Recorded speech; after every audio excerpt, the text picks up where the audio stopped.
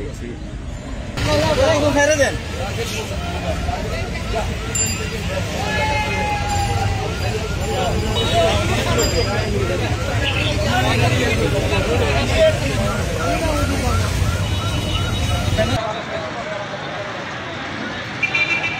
ফেনী মুক্ত দিবস উপলক্ষে আমরা র্যালি করতে যাচ্ছি এবং কি মুক্তিযোদ্ধা সংসদ সন্তান কমান্ডের পক্ষ থেকে আমরা সবাই সন্তানরা স্মৃতিস্তম্ভে মুক্তিযোদ্ধা স্মৃতিস্তম্ভে গিয়ে আমরা পুষ্পস্তবক অর্পণ করে আসব।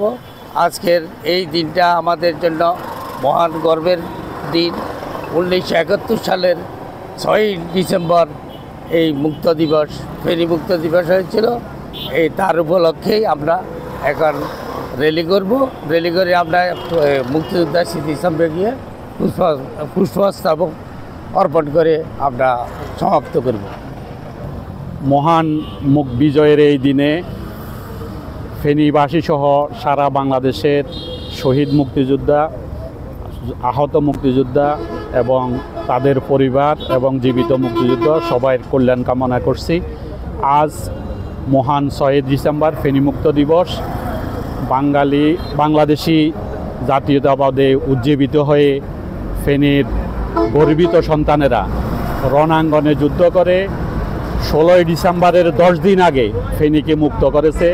আমরা ওই সকল মুক্তিযোদ্ধাদের আত্মার মাগফিরাত কামনা করছি এবং সুস্থদেরকে আল্লাহ জানে অনেক হায়াত দারাজ করে এই আশাবাদ ব্যক্ত করছি এবং ফেনীর এই রণাঙ্গনে ধারাবাহিকতা রেখে ফেনীর উন্নয়নে আমাদেরকে ভূমিকা রাখার জন্য সকল প্রশাসনের কর্মকর্তা সহ সকল ফেনীবাসীকে উদাত্ত আহ্বান জানাচ্ছি। সবাইকে ধন্যবাদ।